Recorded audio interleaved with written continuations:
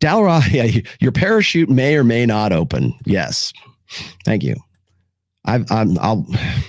This isn't Dalra, but I've heard this described as like marriage is like building a home on land you will never own. Are you willing to do that? Some guys are. I am. I sure shit am. I know. Eyes wide open. I know. People guys keep saying, "Oh, doesn't he know that she can take half his stuff? Oh, why would he must be blue pill because he's married." Yeah, I'm me, Roll Tomasi, right? Well, my real name. Do you think I don't know? Do you think I don't know that? I do know that. That's it. And then yet, I'm the one who's an asshole for being anti-marriage or pro-marriage because I just told you that we're better together than we are apart. I think men should get married. I think women should get married. I think that they ought, that there's nothing better, right? But I can't advocate for it. It's an unconscionable contract. Marriage needs reform, and men need to be educated and held accountable by other men, and women need to be held accountable by other women, like for real, by any of us. That's like, until we solve, like we're looking at it like a one problem, one kind of disease that's created by other diseases here. So let's continue. Some of the conversation to me is just boring. It's like, yo, like, okay, you have data, and then even some of the data is like 50% of marriages end in divorce. Yes. It's like, have we not looked up some of the most recent data? It's just like yes, we have 50%. Thank you. Continue. everything is biased. Oh, by the way, you want some more data? Women cheat more than men now. I did that show a couple weeks ago. There's some more data. But it's biased to not lead to long-term success. And if we're honest about long-term success, a lot of this information is not it. I got a question for you. Do you have car insurance? 100%. I know where you're All right. going. Do you have homeowners insurance? 100%. Do you have life insurance? 100%. Do you have medical insurance? 100%.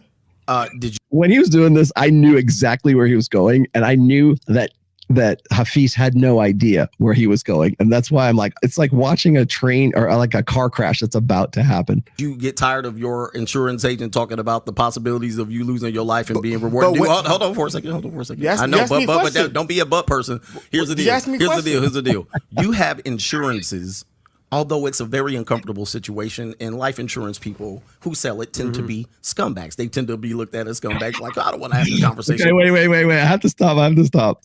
When he says, insurance people tend to be scumbags. You do know what Patrick Bet-David has been doing really since 2001? He just sold that business. I laughed my ass off when this went down. I laughed so hard. Like, they tend to be scumbags. Who's gonna tell him?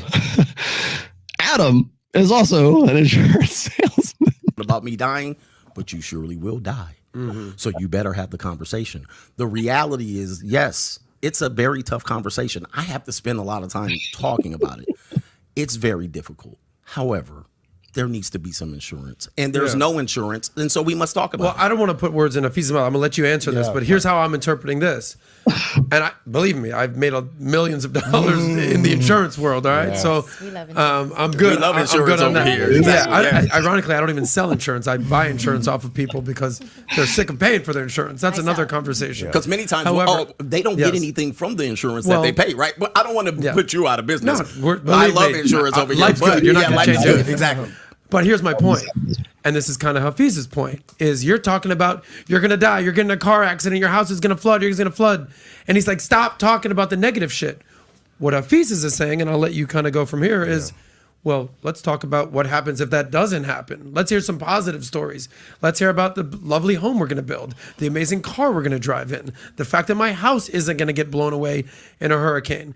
And I understand what you're saying is like, yeah, brother, you can have the most beautiful house, you can have the most beautiful car, you can have the most beautiful life, but you do need some protection. Just be fair. So it's almost like a both. You need both. But just to be fair, when two people enter into that agreement, that's what they talk about. They don't sit together talking about, hey, when we get divorced, and they sit to talk about those things. So the conversation is being had, but it's almost between those two people. But when All right, let me hold up for a second because the insurance analogy is also, I think, a little incomplete. And maybe not.